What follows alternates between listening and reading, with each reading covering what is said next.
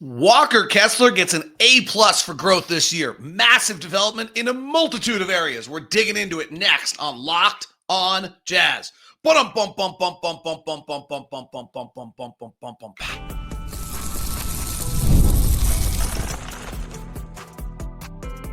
are Locked on Jazz, your daily podcast on the Utah Jazz. Part of the Locked on Podcast Network. Your team every day.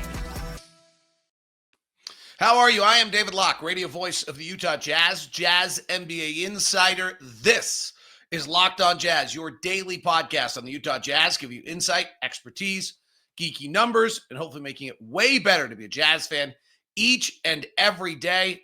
Thank you so much for making Locked on Jazz your first listen of the day. We are free and available on all podcasting apps and on YouTube. Great to have you involved. Thank you very much. On today's show, we'll do points gained, which is our offensive metric for how you judge offensive players in the NBA. Exclusive to Locked on Jazz. We'll look it over the NBA. We'll look at the Jazz, see where they are at this point with 30 games left in the season or a few less. Is there any chance Luka and the Lakers fail? Yeah, maybe. We'll dig into that. We're starting with Walker Kessler's massive, massive growth as an NBA player in his third season today. Thank you very much to all the everydayers that are part of this. Join us each and every day. Thank you so much for that. All right. Walker Kessler has gotten better, and he's gotten better in 4, maybe 5 different areas this year. I think almost all of it stems back to strength and off-season training. And I've said this a lot about young players. They play year one in the NBA. They get their butt kicked in a bunch of different areas. They go in the offseason and they try to improve all the areas where they're not good enough. They come back their second year. They're still not good enough at those things because the league's so hard. And then between year 2 and year 3, they go improve at the things they're good at or that they can be good at. You're not, unless you're one of a very select few, you're not making a living on everything in this league. You're going to make a living because you're specifically good at a few things. And that's what Walker did in the offseason. He added lower body strength, got himself up to, I think, 270, and it's dramatically changed everything about him. So the first one, I would argue, is he's playing harder. And I think that's a skill, but you've also got to be in physical conditioning to do it. There are 2 or 3 plays a night, which are just peak level effort out of Walker Kessler, whether they're sprinting the floor, getting back defensively, rotating, whatever it might be. They're peak level effort plays from Walker Kessler. And that would be the first place, is I think he's learned how to play hard. I don't think that Isaiah Collier plays pretty hard. I don't know that I think that Keontae or Filipowski or Sensabaugh have figured out how to play hard yet. Like, I don't think they know what that skill is yet. That is a skill. How do I play hard in the NBA? How am I conditioned well enough to do it? It's a skill. The offensive rebounding is the most obvious area of improvement for Walker at this point. He leads the NBA in offensive rebounding. He's tipping balls all the time. But this comes back to the strength of the base. He used to get jostled and dislodged. And now he holds his ground, and he's long enough that he's reaching over the top, and he's making plays on people, tipping the ball. And even when he doesn't get it, he's often having an impact by slowing down transition. And the next move he's going to have to learn is the Rudy Gobert, which is Rudy 4 or 5 times a night intentionally punches the ball out of bounds. Maybe not that many, but a lot. And it doesn't seem like that big a deal, but getting someone out of a transition possession and into a half-court possession is a really big deal. If you look at the league average points per possession, the league average on a half-court play is about 0.97, and the league average on a transition play is about 1.14. So or 1.2, excuse me. So just go those two numbers, 1.2 and 0.97. You do that 5 times a game, 4 or 5, you're saving yourself a point defensively. It's a big deal. The second one is he's a better pick setter than he's ever been. He used to kind of float on his tippy toes, come into the pick, Now he's setting himself. The ball handlers have to wait for him, get there, let him get set. He's big enough, strong enough, and he's having a big impact on picks. He's not floating. He used to kind of float up on his tippy toes. And the third one where I would say that we've seen massive improvement is multiple action plays. The block against Golden State late the other night where he cuts off the drive on one side, gets back to the other side of the rim, I think blocks Looney on that one, is the best example I can give you recently. This is what made Rudy Gobert the best defensive player the game's seen in the 2 decades, is that Rudy has multiple actions. And the years in which Rudy's knees aren't quite right and he doesn't have multiple actions, that's the year in Minnesota when they were just okay. This year when his body's fine, last year when his body's fine, all those years with us, he wins Defense Player of the Year. And it's because of multiple actions. In other words, you can either get at the ball handler, get back to your guy. You can cut off a drive and get back to the other side of the rim. Walker used to play in the air a lot. Walker used to love to jump to try to block a shot. Walker used to get caught off balance. And if you're playing in the air, you can't get back the second to the next spot. And so we're now seeing Walker play a little bit more on the ground, a little bit more in control, but that's allowing him to use his athleticism and his now strength to be able to get back and impact that play in a secondary manner. It's a great story of work and effort. He had a tough year last year for all sorts of reasons. Some of which were him and some of which I'm not sure he actually was like, I thought the mix to the whole John Collins thing and him getting benched off an injury and stuff, I thought was a little tough on him. I'm not sure. I thought that was, I guess, fair, shall we say. I don't know what fair is. That's not fair. Like I hear that from my kid and I'm like, yeah, whatever. So I don't know what fair is. Like you've kind of signed up to be an athlete. Like it's not always fair, but I didn't think it was that per se fair last year. And I thought it bothered him. And now you've got him doing all of these things really, really well. The other one that's interesting is just how active defensively he's become. So if we look at the players who are defending the most shots per game in the NBA, Walker's number 2 behind Jokic. Of the players in the league that are defending, at least 10 shots a game, if we look at that, and I think that's a pretty good number. If you take the guys that are, that might be too many, frankly, because it's 165 guys. And so I think, I always try to get to the top 90. So you take the guys that are taking 12 shots a night. Walker, only Jokic has to defend more. And then Walker's the 5th best in the NBA at defending. Chet Holmgren's number 1. Jaren Jackson's number 2. Victor's number 3. Draymond Green's number 4. And Walker's number 5. Walker's a top 10 defensive player in the NBA. Maybe top 15 if you include all the wing players.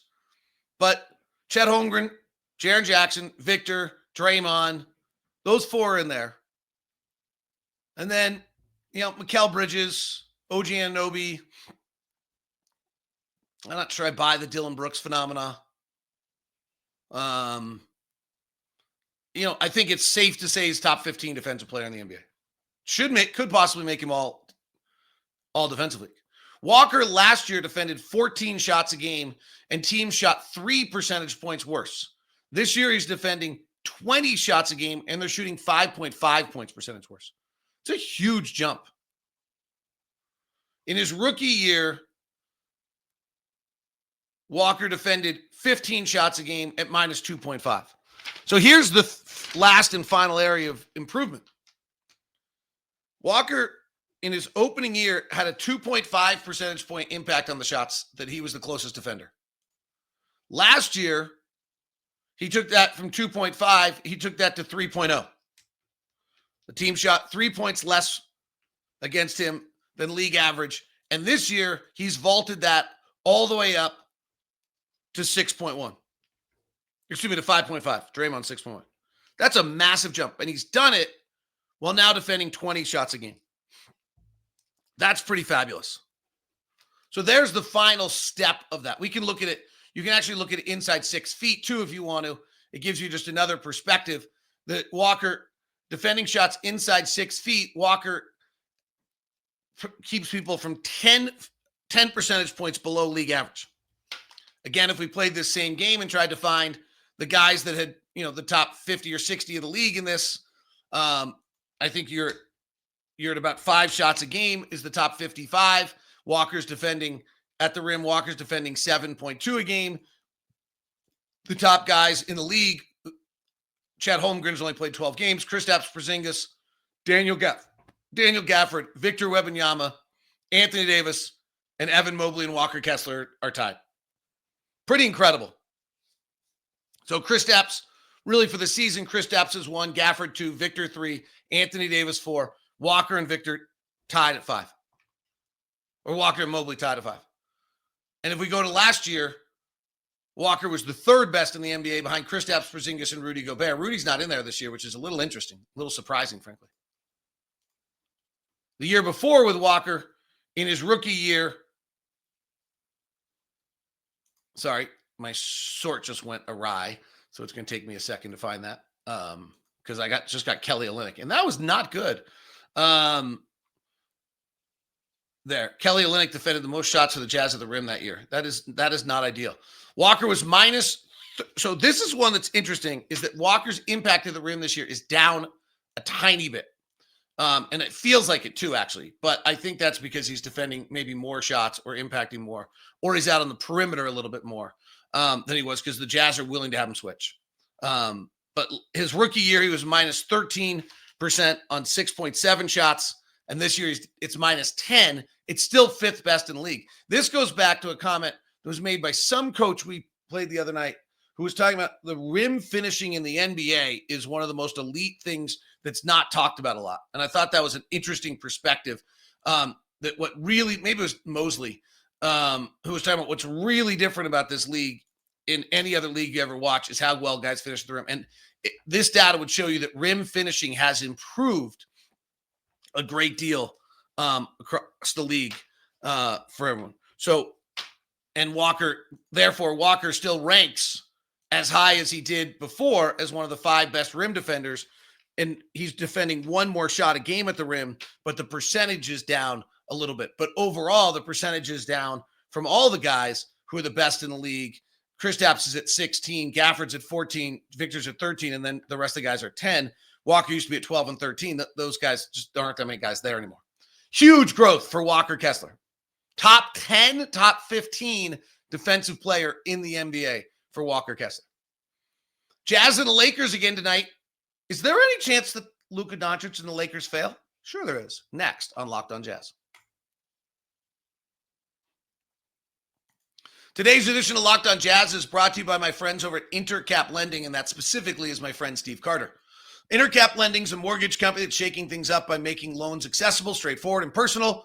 Whether you're buying your first home, refinancing, exploring options as a veteran, Intercap is here to guide you. They're known for a people-first approach with every client getting a dedicated loan officer, and that's where Steve Carter comes in. Steve Carter is Locked On's own personal loan officer, and by being a Locked On everydayer, you get the VIP treatment that we demand from our sponsors. Well, we really only have 2 at this point that are Locked On specific, Locked On Jazz specific, because that's the level that we live at. We don't just take anyone on. It has to have this special relationship, and that's what Steve Carter does. And if you're looking right now for a loan, Intercap Lending is going to simplify your journey to home ownership, and Steve Carter is going to make it amazing for you. I promise. He's just incredible.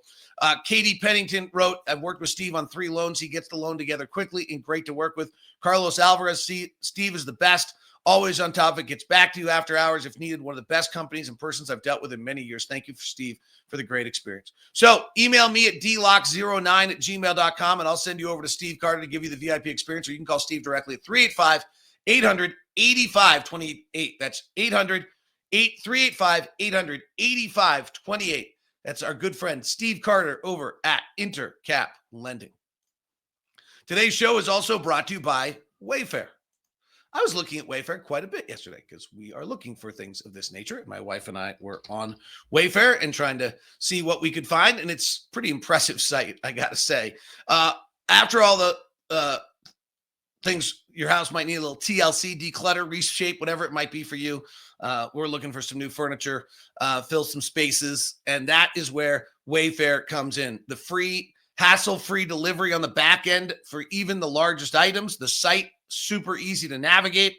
We found everything we needed in no time. Everything that ranged from the highest prices to the lower, to like areas where we didn't want to spend money versus areas where we were willing to spend money. Something for every style and every home, no matter your space or your budget. Wayfair makes it easy to tackle New Year's home goals with endless inspiration for every space, whatever decor, style. We're looking desert. Did Wayfair help you out? You bet.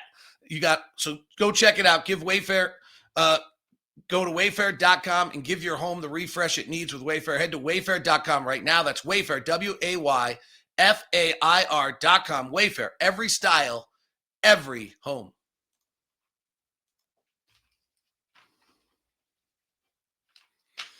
Being in Staples Center felt as though you were there for the first night of what's going to be multiple championships. It did, unfortunately. And the question is there a chance that they could fail?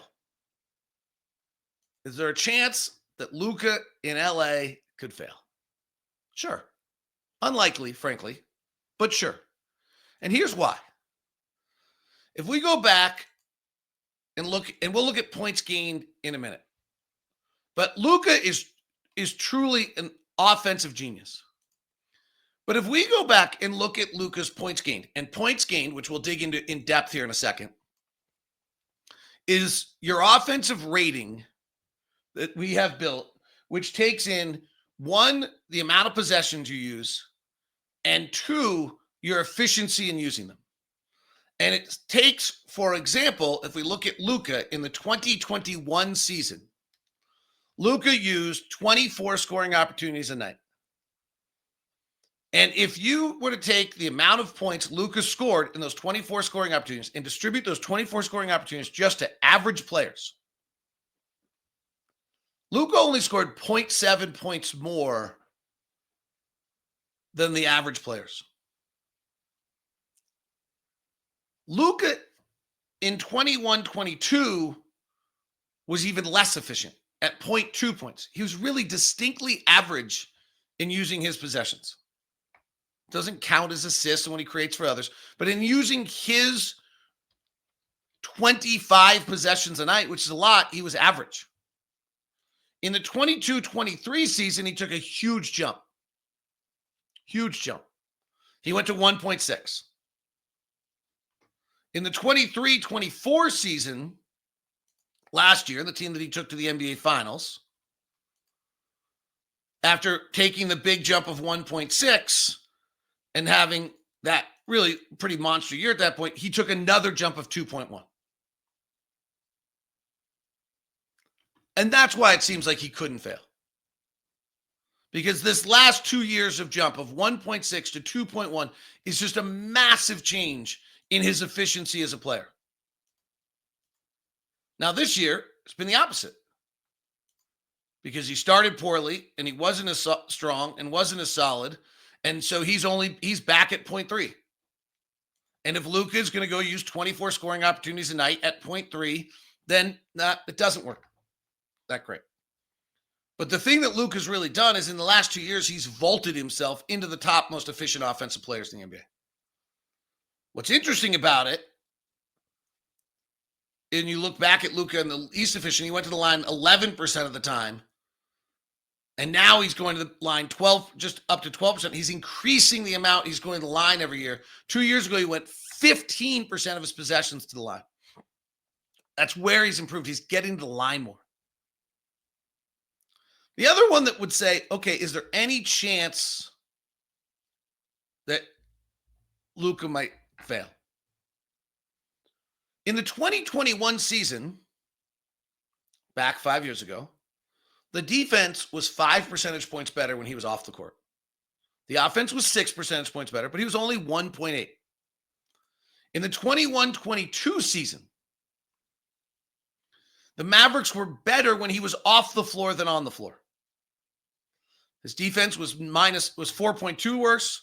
The offense was 3.3, and the Mavericks were actually worse when he was on the floor. In the 22-23 season, he flips it. Same thing, same pattern. The defense was even. The offense was 8 points better when he was on the floor. He was in the 88th percentile. And last year,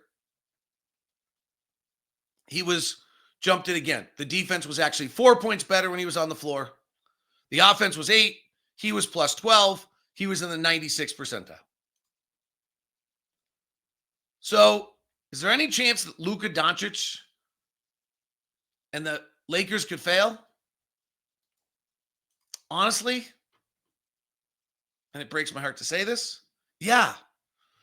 If we were talking about the 21-22 or the 2021 Luka Doncic, but the guy who made massive strides in the last 2 years, no. That's the even more insane part about this trade. Is that Luka, for all this bull crap conditioning talk, has made massive strides as a player the last 2 years. And I'm sure the team that they built around him has been a large part of that. But no, unfortunately, unless Luka regresses to the player he was 2 or 3 years ago, no. Damn it. Points gained. The MVP candidates have risen above all others. So who should be the MVP? Nikola Jokic or Shai Gilgeous-Alexander? And then is there another tier of offensive players, or are those two just so much better than everyone else? Yes. Next on Locked on Jazz. This part of the program is brought to you by Open Phone. I have to admit, every time I read this, I'm just like, oh my gosh, why didn't we do this with Locked On? I literally had my phone number as the number for Locked On until about like 6 months ago.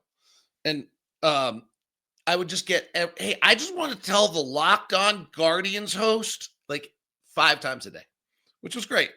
It actually was great because when someone was upset, it allowed the CEO of the company to be able to interact. But I will admit that my phone rang off the hook and was a bit much.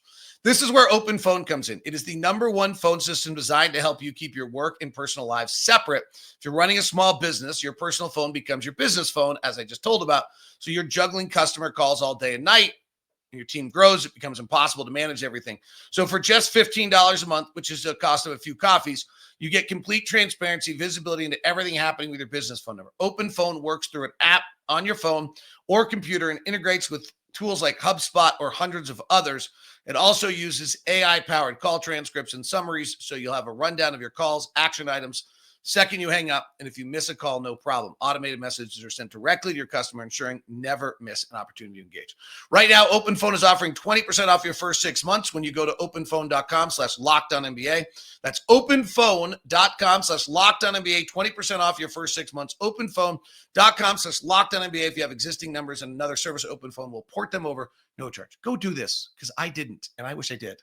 Have a great one at openphone.com/lockedonnba.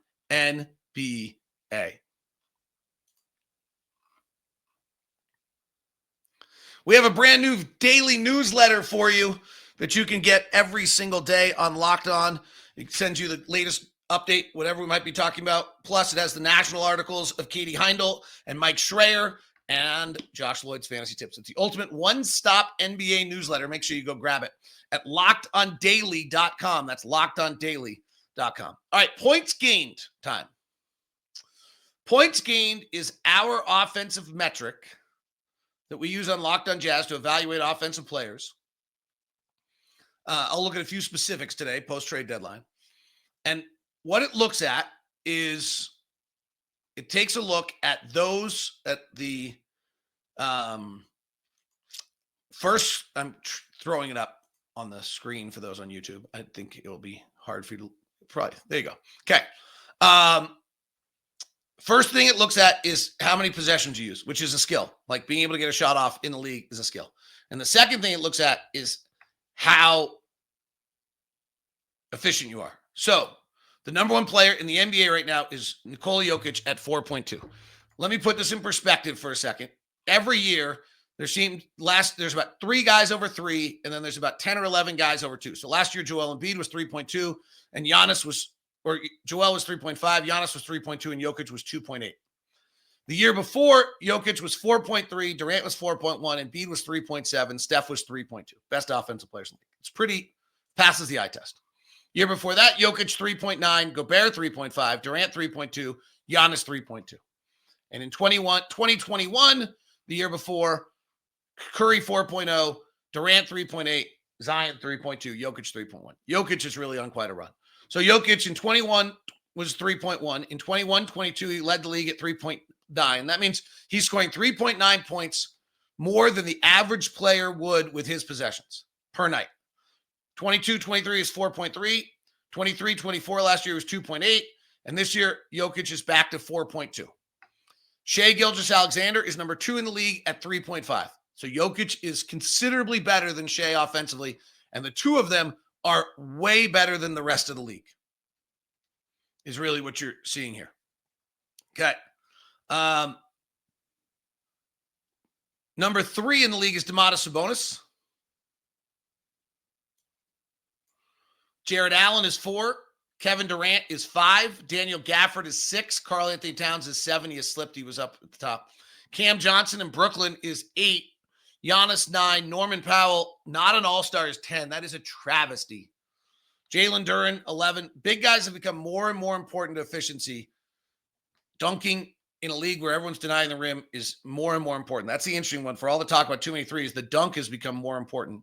Evan Mobley, and then Dame Lillard having a big year. Darius Garland. Walker Kessler. Zach LaVine. So nice acquisition there by Sacramento. Christian Brown, who's been really good for Denver recently. Michael Porter been really good for Denver recently. Denver's loading it up. Trey Murphy in New Orleans. Jimmy Butler, pretty efficient for Golden State. Big pickup. Lively. All right, let's look at some of the pickups. Cleveland adds DeAndre Hunter. They did it predominantly for defense, but he's a very good plus 1.3. So that is a massive gain for Cleveland. That's probably the best offseason acquisition that anybody had. Golden State added Jimmy Butler. We just talked about it. He's a 1.7. He becomes their best and most efficient offensive player. It's because he goes to the free throw line 21% of his possessions. Sacramento added Zach LaVine. San Antonio added De'Aaron Fox. And De'Aaron Fox is not showing up on my San Antonio list for some reason. Wonder why. Don't know why. Sacramento added Zach LaVine,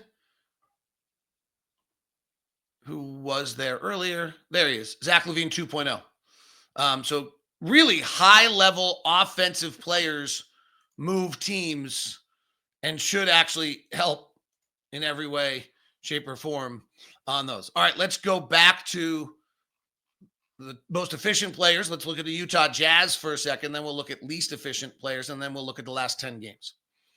Walker Kessler's a 2.0. John Collins has been 1.6. Colin Sexton 0.8, which is just fabulous. Johnny Juzang 0.2. Sensabaugh 0.2 is good. Lowry Markkanen 0. That is a massive change from where he's been the last few years. Lowry really is struggling shooting and not having a particularly. He's having an average offensive year. It's 1.9 a year ago for Lowry. It's a pretty big drop. And probably worth some more discussion than it's getting right now. It's kind of being 2.4 the year before. So it is undeniable that Lowry Markkanen is having a dramatically and considerably different year than he's had the last 2 years in Utah. Jordan Clarkson, negative 0.7. Keontae, negative 1.1. This is worth looking at, though. This is exactly where Keontae was in his rookie year, negative 1.1. So he has not made that jump yet. Isaiah Collier, minus 1.7. Rookies are never particularly good. All right, let's look at the worst offensive players, or the players that are having the most negative offensive impact on their teams. Paolo Banchero, minus 2.9. This is really interesting. Paolo Banchero is the most negative offensive impacted player in the NBA this season, and Orlando's not winning since he came back. This is why. DeJounte Murray out for the year with the Achilles in New Orleans. Kyle Kuzma Let's see if this changes now that he is not playing the lead role, but as the lead guy in Washington, third most negative offensive player. Alex Sarr, rookie. Scotty Barnes in Toronto. Interesting. They've now built a team with RJ Barrett and Brandon Ingram that are all a bunch of fairly inefficient offensive players. We'll see with Scotty Barnes as well what they can do there. Jordan Hawkins in New Orleans in his second year. When you see rookies on this, it shouldn't jump out to you. It's kind of where they should be. And you see veteran LaMelo Ball in Charlotte, minus 1.5, puts a little bit of a damper to me on that year. Fred VanVleet, minus 1.5. Patrick Williams continuing to never be efficient. Bogdan Bogdanovic traded to the Clippers, minus 1.4.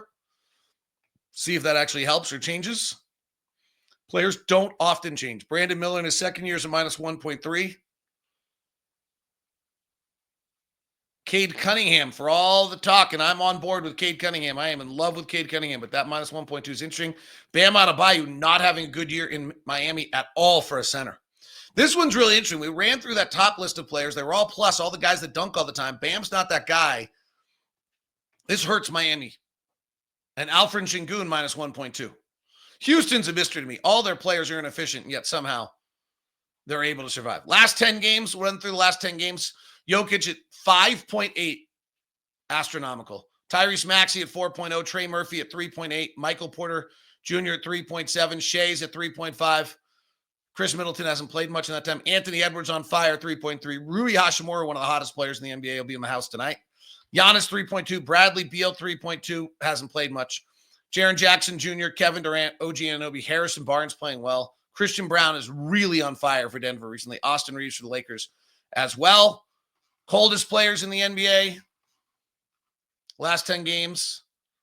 Paulo Banchero, minus 5.6. Scotty Barnes, minus 4.2. Luka, we'll see what happens when she starts playing. Jalen Green, minus 2.9. They're suddenly losing a lot. Chris Dunn, LaMelo Ball. Tyler Hero, minus 2.3. They're having a hard time scoring. Lauri Markkanen, minus 2.3. As well, in the midst of this, we'll take one last look at the Utah Jazz over the last 10 games.